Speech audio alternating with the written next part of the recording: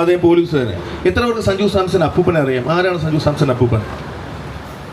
അറിയില്ല, പലർക്കും അറിയില്ല. പക്ഷേ സഞ്ജു സാംസൻ്റെ വളർച്ചയ്ക്ക് പിന്നിൽ സഞ്ജു സാംസൻ്റെ അപ്പൂപ്പന് വലിയൊരു പങ്കുണ്ട്. അദ്ദേഹം ഒരു ഫിഷർമാനായിരുന്നു. എല്ലാ ദിവസവും every day in the morning അദ്ദേഹം വള്ളം എടുത്തിട്ട് കടലിലേക്ക് പോകും, തിരിച്ചു വരും. ചില ദിവസങ്ങളിൽ നമ്മുടെ ഭാഷയിൽ ചാകരയാണ്, ചില ദിവസം ഒന്നും കിട്ടാതെ വരും. ഒന്നും കിട്ടാതെ വരുന്ന ദിവസം അവരത് നിർത്തിയിട്ടില്ല, അടുത്ത ദിവസം വലയെല്ലാം ശരിയാക്കി പിന്നെയും അവിടേക്ക് തന്നെ പോകും. എല്ലാ ദിവസവും കൺസിസ്റ്റൻ്റ് ആയിട്ടും ചെയ്തുകൊണ്ടിരുന്നു.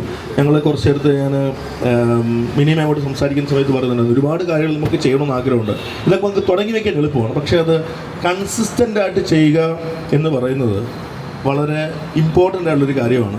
ആ കൺസിസ്റ്റൻസി ഉള്ളതുകൊണ്ടാണ് ഇന്ന് ക്രിസ്തുദാസ് ജിക്ക് ഇവിടെ ഇങ്ങനൊരു വലിയൊരു ഫംഗ്ഷൻ അറേഞ്ച് ചെയ്യാൻ പറ്റിയത്, അതിനകത്ത് എനിക്കും ഭാഗമാകാൻ പറ്റിയത്.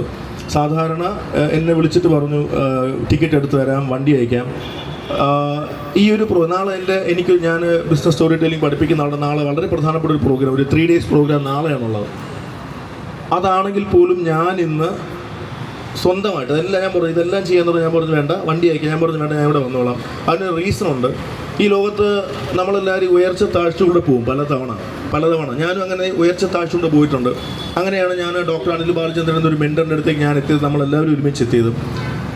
ഭാവിയിൽ നമ്മുടെ കഴിവുകൾ വെച്ചിട്ട് എന്ത് ചെയ്യാൻ പറ്റും ഒരു ദിവസം, ഒരു സെഷനിടയിൽ ഞാൻ വളരെ യാദൃച്ഛികമായിട്ട് എൻ്റെ മനസ്സിലുള്ളൊരു ആശയം പറഞ്ഞു. ക്ലാസ് കഴിഞ്ഞൊരു 7:30-8 മണിയായ സമയത്ത് എൻ്റെ